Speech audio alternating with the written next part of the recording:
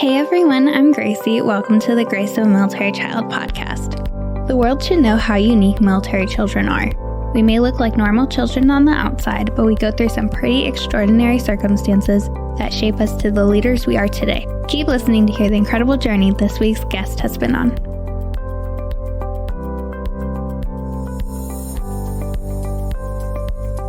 Hi Sean, welcome to the podcast. How are you? Good. How are you doing? I'm doing good. Super excited to have you on. And if you see my background picture, that's someplace I was and took the picture of St. Lucia, just so you know. Yes, that is super cool. So to start, go ahead and tell me about your parent who served, what branch, things like that, and kind of what it was like growing up as a military child.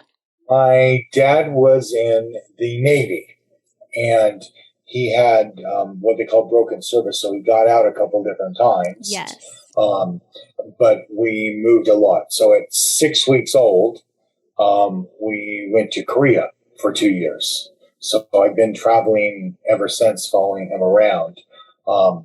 When I was in high school age, he said, okay, he got out and started a business that failed in Northern California, and said rather than going back in the military, he took a job with Bell Helicopter International. And so another overseas branch was Tehran, and I would have been there for all of high school, but a civil war messed that up. Right. So then bounced around a couple more high schools, and then he said, okay, I'll just go, if we're going to move around this much, I'll just go ahead and re-enlist. And he wound up, and I graduated high school at the air station in Bermuda. So wow, 23 school systems. Oh my and goodness. 6 of those high schools. So I'm kind of the consummate Navy brat. Yeah. You mentioned break-in service. My dad had a break-in service as well. It was basically all throughout my childhood years. So he got out of the Army. He was a Navy brat. His dad was in the Navy. But he got out of the Army when I was just a baby. I was like a year and a half old, and he took a medical discharge because of a knee injury. And so he got out then, and then in 2010, they cleared him.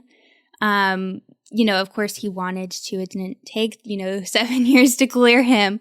But in 2010, he was like, I want to go back. Like, I miss this. Like, I miss the military life. It's not, civilian life is not the same.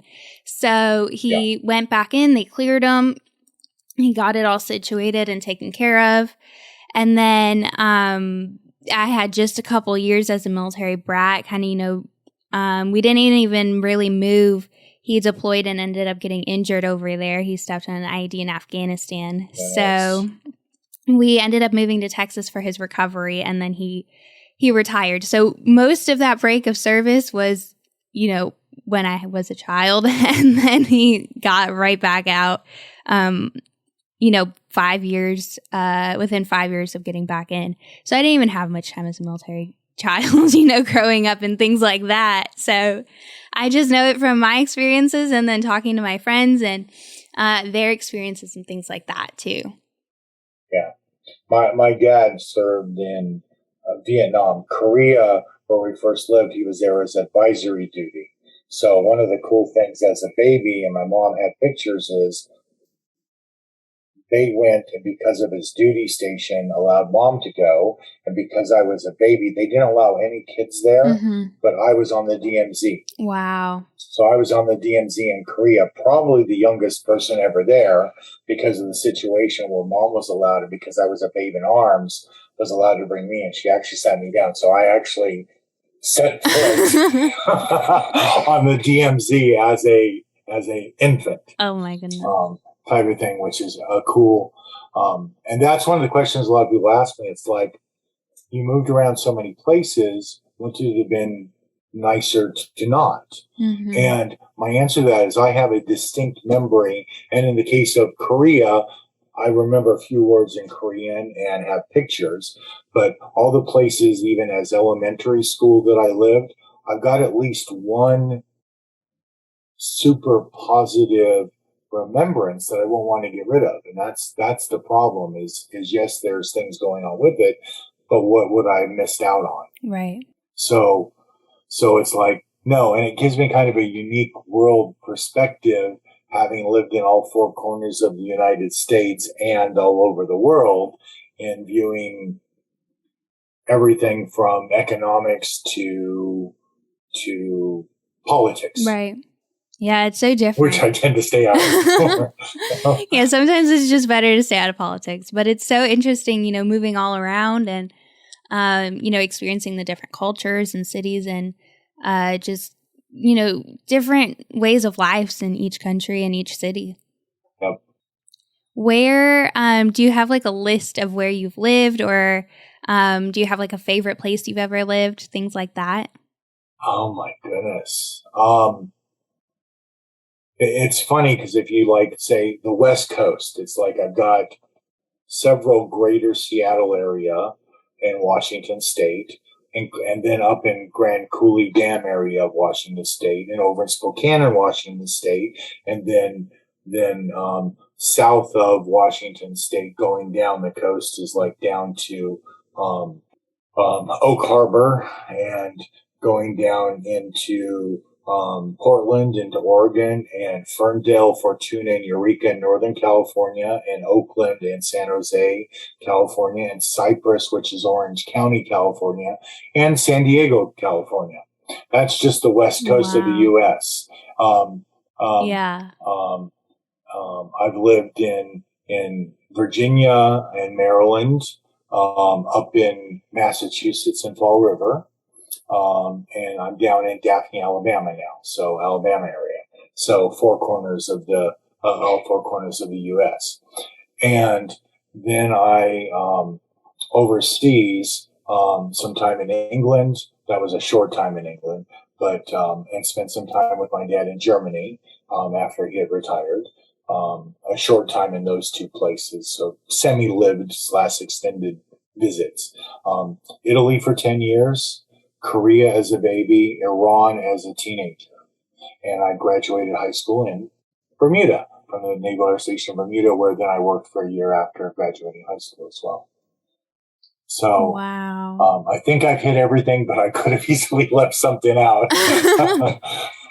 It sounds to me like you've hit everything, but that is so insane. That's a lot of places. And that has prepared me for my career because of owning and running the travel agency that I do here in Daphne, and have 8 people that work for me. That several of them are military brats around, and they're spread out throughout the world, including my son, who still lives in Italy. My ex-wife is Italian. I met her there. We came back to the States, went back over there, and then we got divorced. So 10 years total in Italy. Over there. And so he is even an agent, one of my agents in Italy, dealing with the military there for the most part, not local Italians, but dealing with the military. So I've got connections all over the world in dealing with that, and friends literally from all over the world. So I've seen my best friend from high school in Bermuda and been back I don't know how many times. And he was, when I lived there, he was the assistant town crier for St. George's, the UNESCO World Heritage Site. And he actually operated and did printing on a Ben Franklin printing press. Oh my goodness, that's so cool. So it's not an operation these days in Bermuda. It's in the museum, but nobody's actually operating it right now because there's not somebody trained. So he's been offering to the tourism thing. He's like, I'll go back and volunteer a couple hours a week and train somebody new to operate it again. Yeah. So literally take the leather color covered things and would literally mix the ink by putting it together and put it on with this, looks like a upside down, like Moroccan drum things that they would put it on and actually put the ink on by hand from the leather. He played the part of the slave. He happens to be black. I don't see color because of having lived all over the world. He happened to be black. So he played the part of the slave in the print shop. Right. He wore, the typical garb from like the 1500s slave outfit with the burlap pants and the white type flannel shirt, and played it up. and really got some people's goats because he would play it up in the slingshot and so on and so forth. And it was too funny. And he also rode the big wheel bicycle, the metal big wheel Ben Franklin bicycle. So it's people like that I've met up with, and thanks to Facebook, got back in contact with, and have met in person, been back to see him. And my best friend from Adak, Alaska, which Adak is a tiny, if you go out the Aleutian Islands off, it's the southernmost point, and it's closer to continental Russia than it is to the continental United States. Okay. So they call it birthplace of the winds. But my best friend from there, I just hooked back up with him thanks to Facebook and found him, and we reconnected when I was in Italy visiting my son and my granddaughter. I had a couple days in Rome before I flew out, and he lives in Rome now. So we got together, and it was like a long time passed, but no time passed. And we were going back through and remembering, oh, do you remember this? Oh, no, I didn't. But now that you're saying it, I do. And it was so amazing. Some of the school friends that I've gotten back in touch with from different years and different eons. And Facebook has been a huge boon for me for reconnecting from people in the 6 different high schools I went to. It's been amazing. Yeah, and that's so true. Like, a lot of time can pass, but once you reconnect with an old friend, it's like not even a day went by and you're still best friends. Like nothing ever happened. Yep. I had my graduating class from Bermuda, we had 31. So it's the smallest of the high schools I attended. Cypress, right. California was the largest, so it was like 2,000 or something. It was over 1,000. Yeah. I don't know if it was 2,000, but it was over 1,000. It was over 3,000 or 4,000 at the high school type thing. So 31. So I live in Daphne, Alabama, which is right across the bay from Mobile, Alabama. And I'm less than 50 miles to the border of Florida, and Pensacola's right over there. So okay. I'm on Facebook, and here's three others besides me.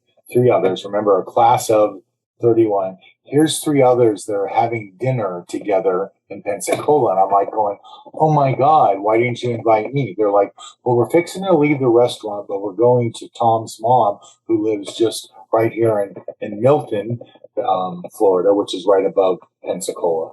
And they're like, can you come? If you can come, we're going to be there for a couple hours. So I literally finished up the one thing I was doing, hopped in the car, had the address, and I almost beat them there from the restaurant. They pulled up. They literally had walked in the door, and I saw the door close as I pulled up, and they're like, yeah, that was us. We just got here. I almost beat them back to Tom's mom's house, who was one of the seniors' moms. We had several moms and dads in the seniors because we were all looked out for. And we chatted about all the different things and everything for I don't know how many hours, 5-6 hours till everybody had to leave because it was, getting past midnight. and the stuff like that.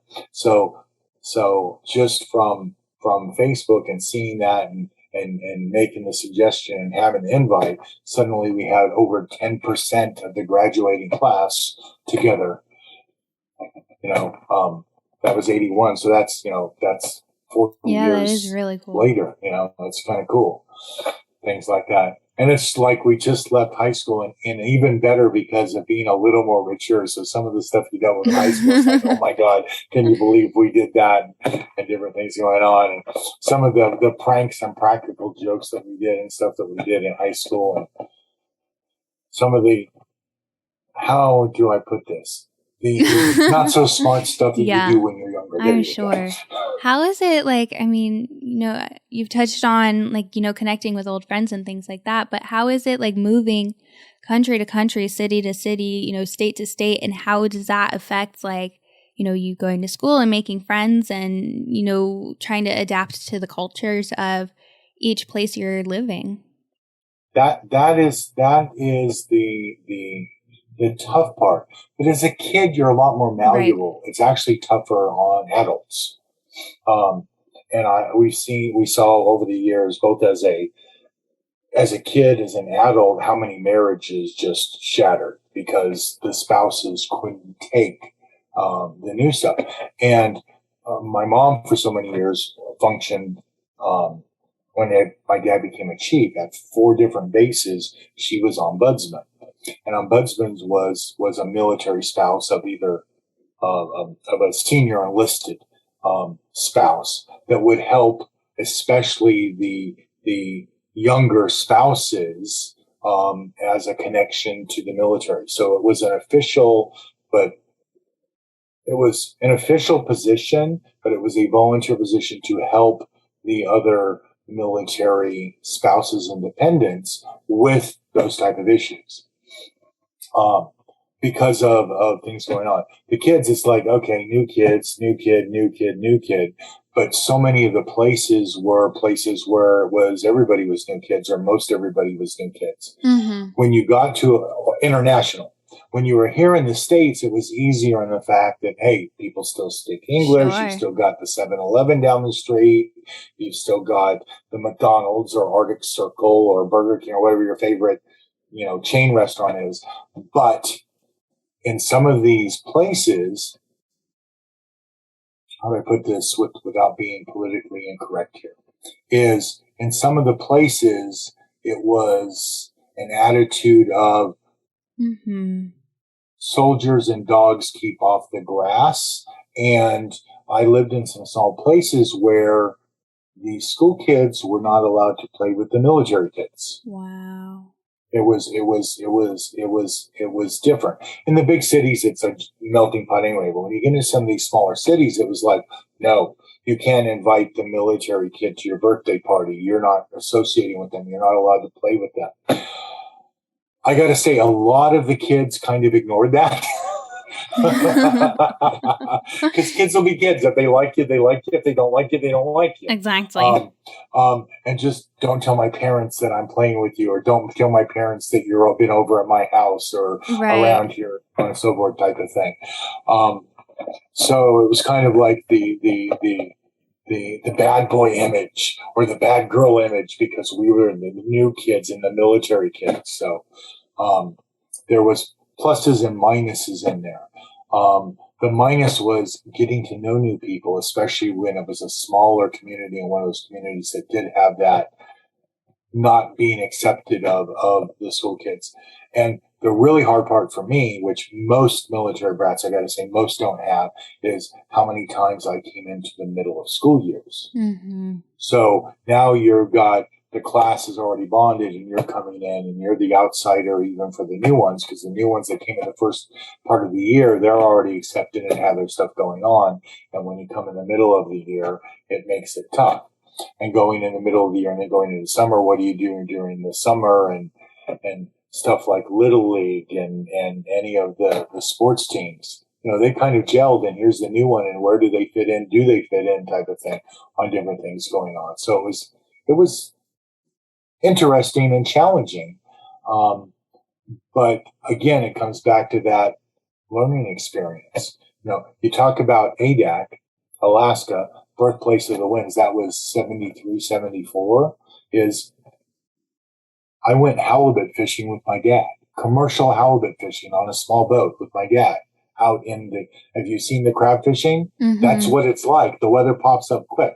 So imagine you being out there and doing that, but you're out there doing that. To me, it's not work. And these days, a parent might get in trouble for abusing the kid or something because taking him out on something like that as a little kid type of thing. But getting to go out with him and his couple buddies that had bought the fishing boat to do that part-time, and go out halibut fishing. But, when you have a sea otter come up to you beside the ship, it's like, this little sea otter doing this, right?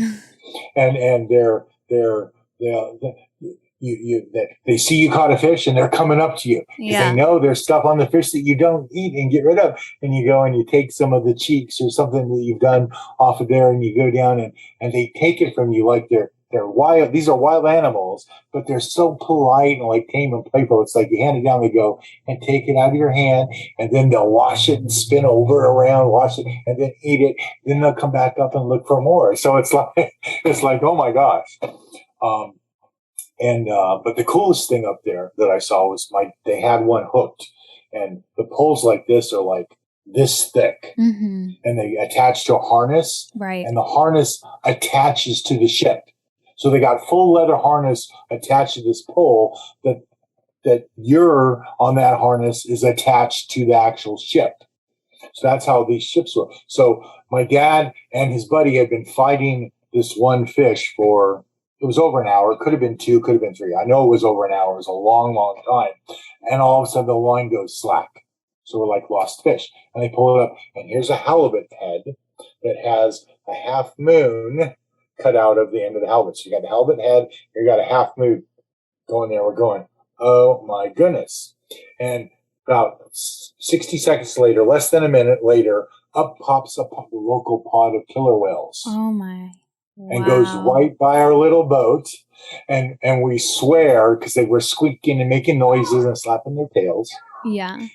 And they were saying, thank you for the lunch. So, yeah. Again, those cool experiences that you had. When I was in Iran, got to see the crown jewels before they were destroyed in the rioting when the Shah left and everything went over and Khomeini came in. So it went through a civil war in Iran. Got to see the Aryamar Cup, which was a premier, one of the top 5 horse jumping events in the world at the time. Got to see the Grand Bazaar. Things like that. Learn still speak a little bit of Farsi. So. Speak fluent Italian, speak a little bit of Farsi, learn Spanish in high school, 2 years of Spanish in high school. My Italian has kind of overwritten most of the Italian because they're so similar. And a few words here and there, because of course, as a military brat, can you guess the first words that you learn as a military brat? Like how to get around and, No, good guess though. That's the second words you learn. The first words are, they teach you, is it really teaches you the cuss words? Guess what the last words you forget are? The cuss words. Oh my God. So interesting as a military brat, but don't let your dad hear you do that. The sailors and dads would swear like soldiers and sailors, but if as a kid you got caught swearing like a soldier or sailor, the results and the punishment could be severe. Yeah, my dad always said when he first got in, because he got in right out of high school, and he went to Germany. He was like between 19 and 21 when he was in Germany. And, obviously he was legal drinking age over there. He was not legal drinking age over in the States. And he always said he would sit in the German bars and learn, German words. And yeah, he probably still knows how to cuss in German and, things like that. And that's the way it goes. I'm not teaching you any German swear words. Yeah, it's like, it's a whole new world that you live in and, learning the languages and learning how to adapt and, living in these places where, the U.S. military is kind of established there in like Germany. And, there's a lot of American, population right outside of those bases and on base. So you're able to kind of,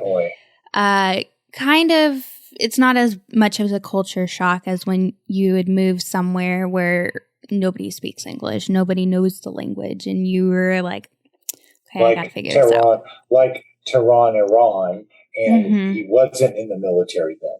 So that was really, really weird, is being around, because there were a lot of retirees that took jobs there. So they still had full base privileges and could go on the base there. We had a U.S. base there. So it was really weird being there as only a civilian and remembering the kids in some areas when we were overseas that wanted to befriend you because you're a military and could get the U.S. foods and get on board the base to maybe go bowling or do something like different things that the base had, like a U.S. team club and stuff like that. Mm-hmm. So that was really kind of strange, and my grandparents would ship us a trunk every I think it was every month or every 2 months, they were allowed to ship us a Foot Locker type trunk of Right. stuff. And we would have peanut butter and American ketchup and a lot of different foodstuffs shipped to us. But getting a chance to eat and learn the local foods and the Barbary bread and, seeing like during was it Ramadan? One of the Iranian festivals is that you have a goat slaughtered right literally in the street. It could be right outside your door, slaughtered and then roasted and shared. So really a different, um, delivery people coming by and delivering stuff or having a store that they would sell stuff for on a camel. Yeah. Different things like that in different places that you see and have to deal with, and it kind of is a culture shock. It can be kind of neat as long as you keep an open mind about stuff, but it's like, really, that I saw the blood and slit, and now you're cooking and want me to eat that or try even taste that. It can be a totally different, what you said, culture shock. Right. And then the culture shock of coming back to the United States, where it's like, oh, look, a McDonald's and a Pizza Hut. Let's go to Pizza Hut. I haven't had American pizza in forever.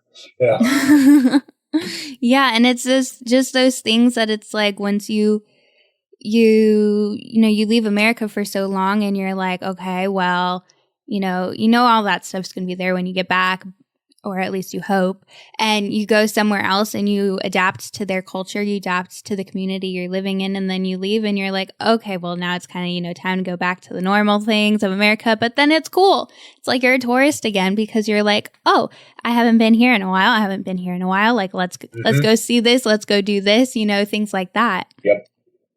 And being able to get stuff now, and the 24-hour culture has taken over in like even Europe a little bit, but not as much as it is here.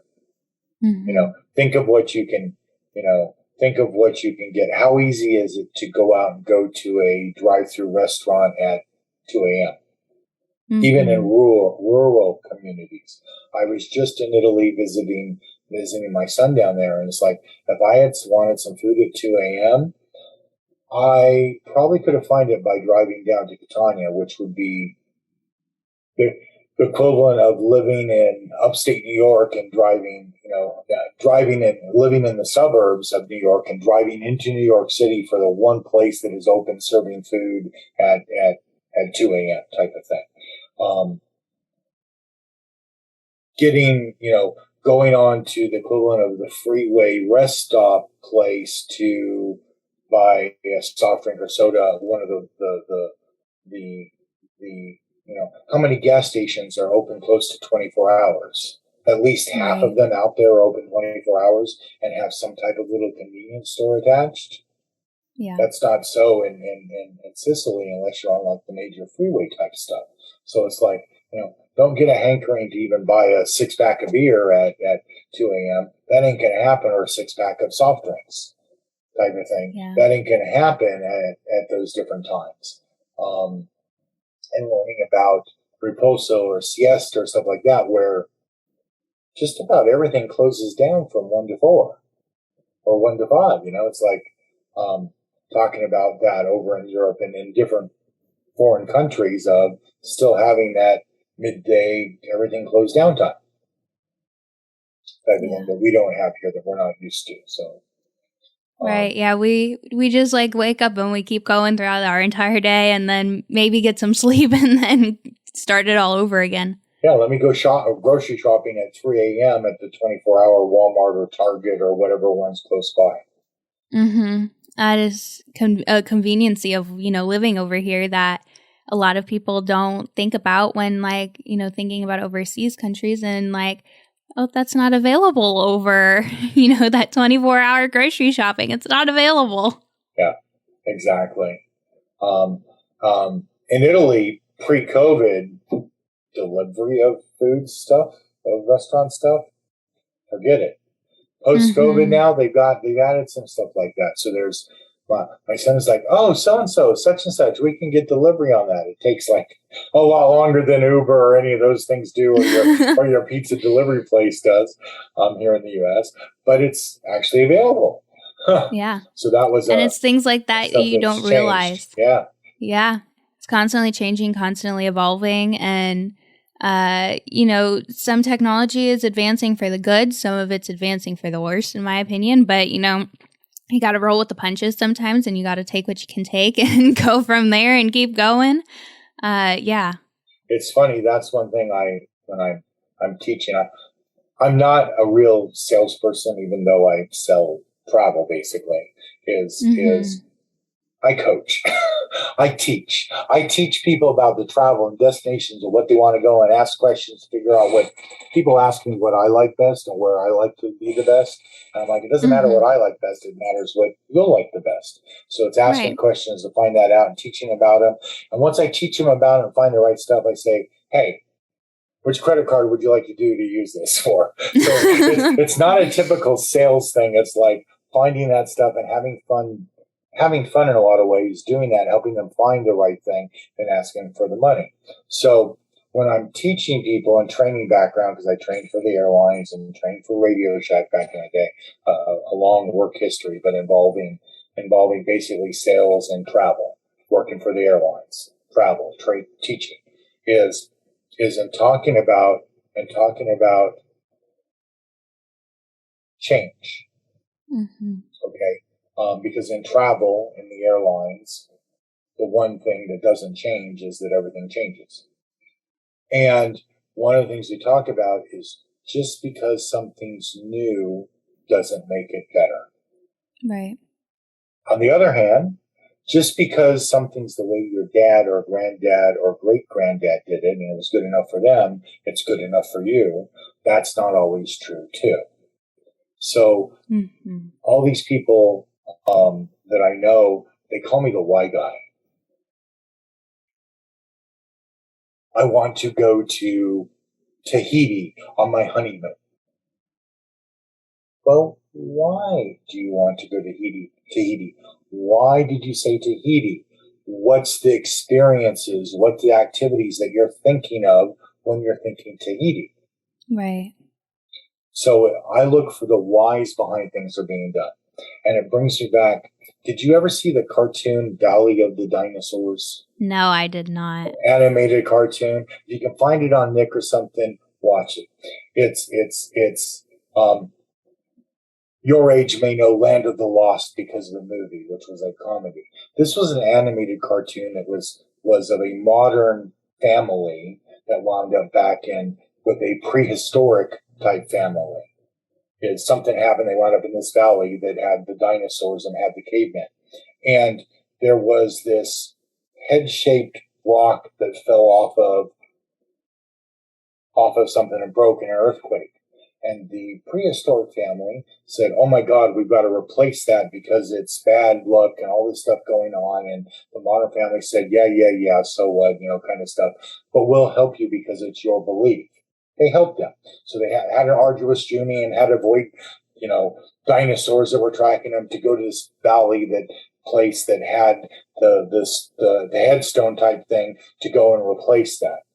And it turns out that boulder that was sitting on top of this thing was plugging a spring.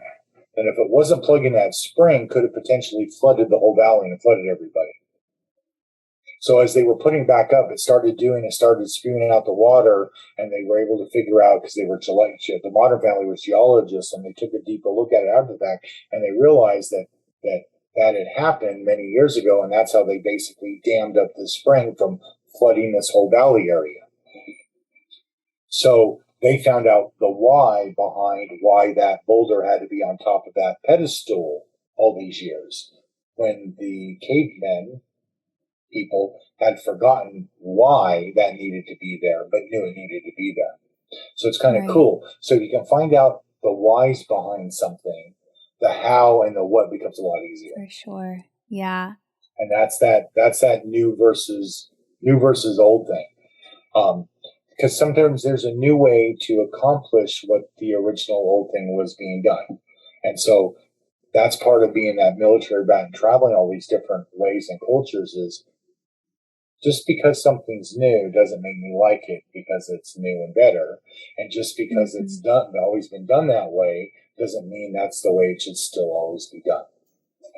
Exactly. And that kind of answers your question in more detail than you even want.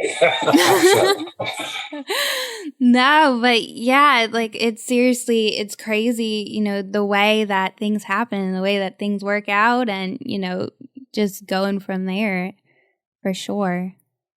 So let me ask you this. Yes. I'm turning around the interview here.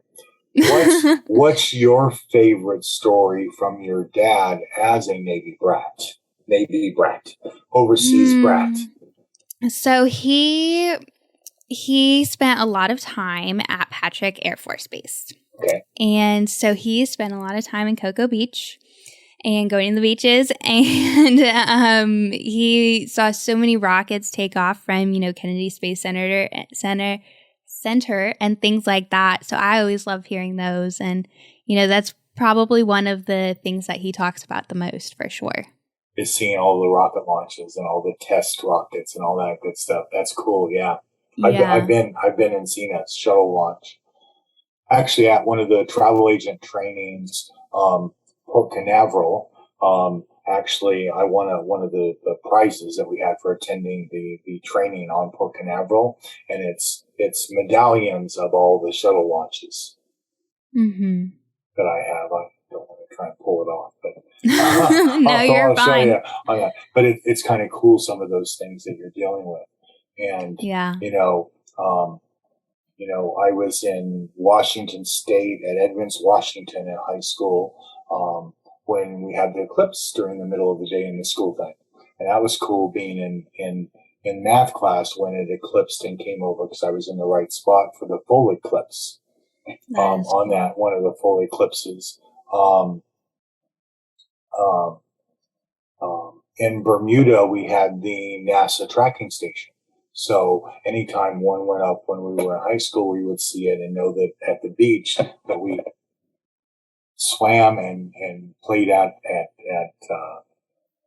lunch. Those of us that had mopeds, which you probably heard of, your pedal has a motor, It still has a cycle, 50 cc's.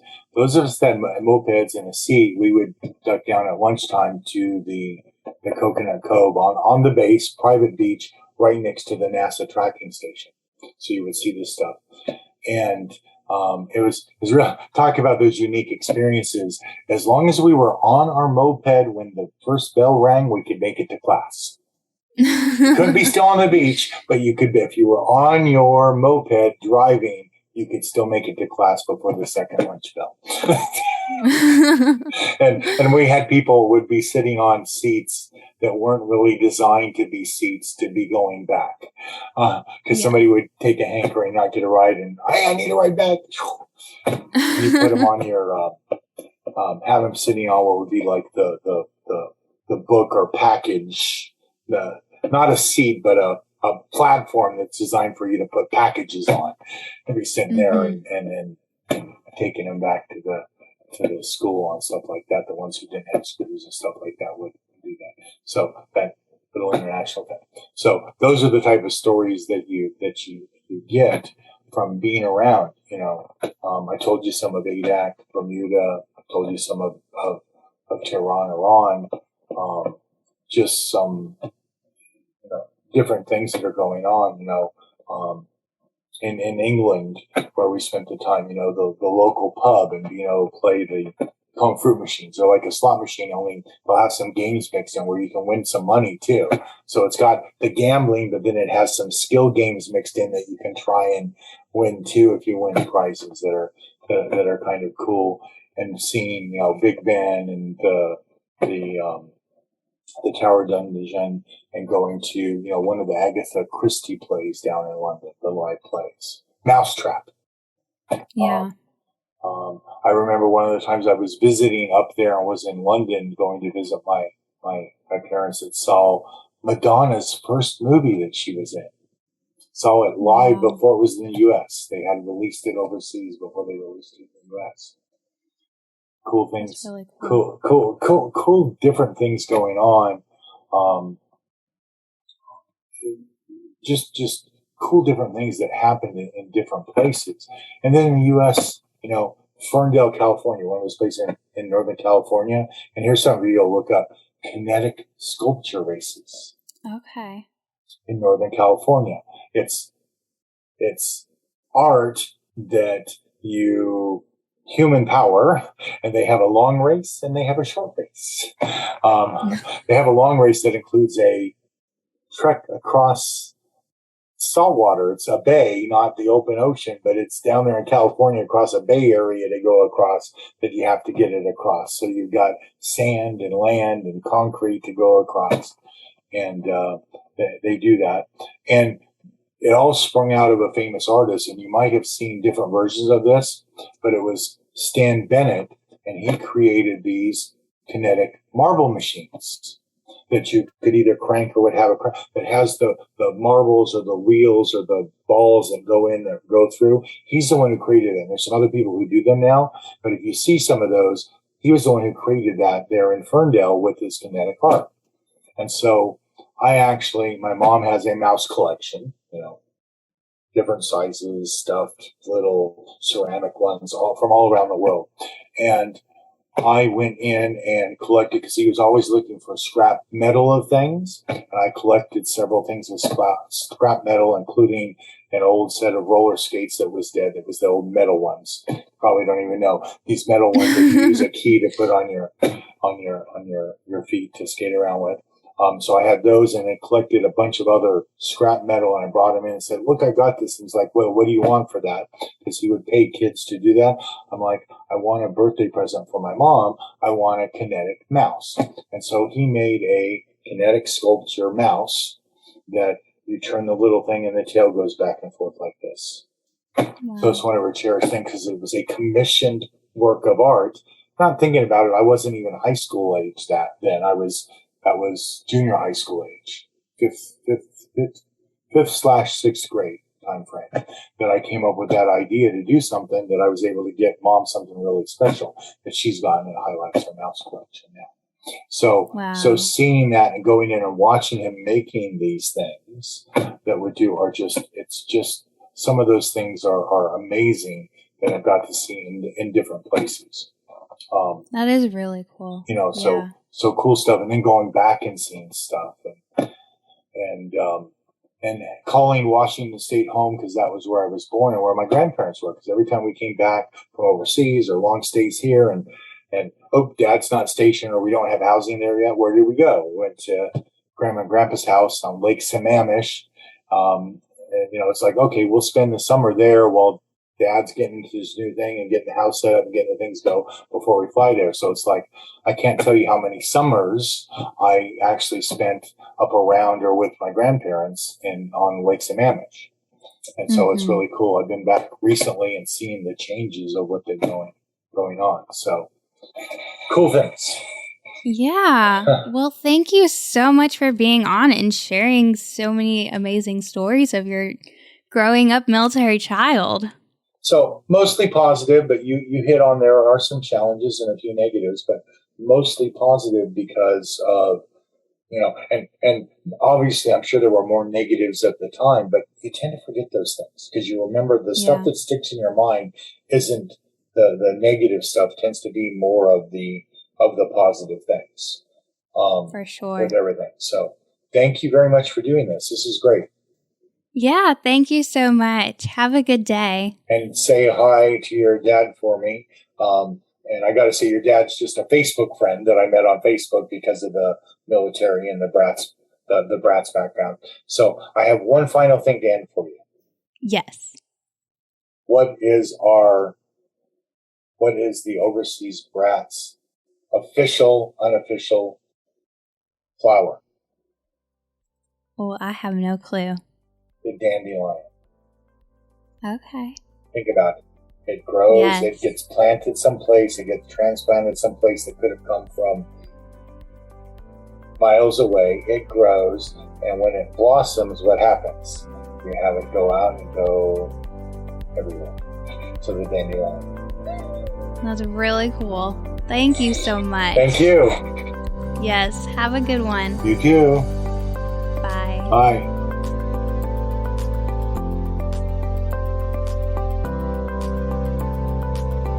Thank you all for listening to this week's episode of Grace of a Military Child podcast.